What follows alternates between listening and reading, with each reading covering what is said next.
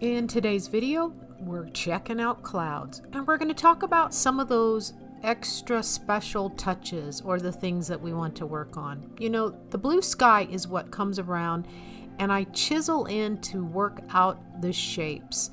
I don't get all those little shapes in the beginning, but you can see where I'm cutting in. I call it kind of chiseling in and cutting around with the blue sky to develop those shapes that I want. You know, there's much softening going on, and coming back in with the lights, softening with my fingers, softening with brushes. It's a continual thing. You know, I'll flick out, like you see me there, flicking out edges, trying to create some of the breakaway clouds that happen in the sky. Just a pushing and pulling as I try to get the effect that I'm going for.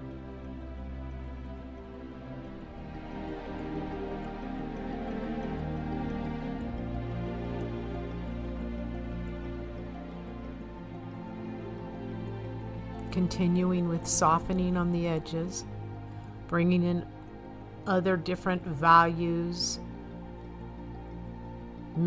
color mixtures, all the gray blues. If you don't like something, wipe it out.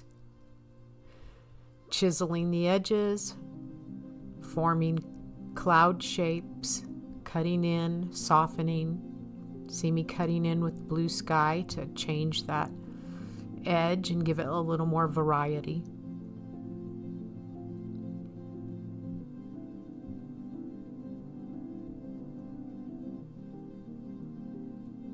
More fat, thick paint.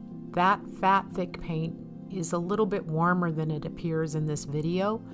It looks a little bit whiter, less warmth in this video. I did have a little bit of yellow ochre mixed with it. But I'm coming in, and you know, where I get close to the edges, I don't let that white, fat, thick paint be as dominant as it is in the larger clouds moving in towards the center.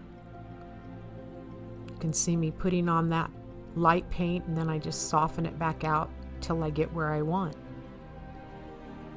More fat, thick paint, working edges, little soften, little hard edge here and there.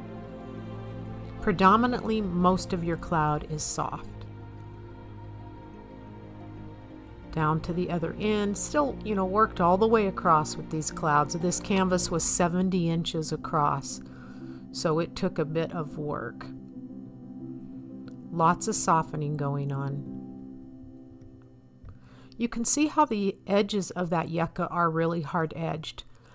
I came and pulled in and chiseled in just like I did with the clouds. I did build that yucca in the beginning like you saw, and then brought the sky cloud colors in and chiseled around that. Worked on the thunderhead rain squalls. You know, they just take some work, a lot of softening. I go back and forth over those rain squalls multiple times. Lots of people ask me how to do them, and it just takes a lot of practice, a lot of painting and removing and adding it, softening. They're just a little bit of a time element in producing those or painting those rain squalls. Back and forth, and I also take them out. Didn't like that little one on the left, so in comes the horizon.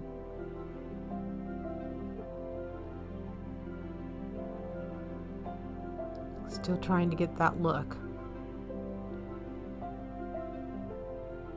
So remember, started out with sketches, just recapping where we went.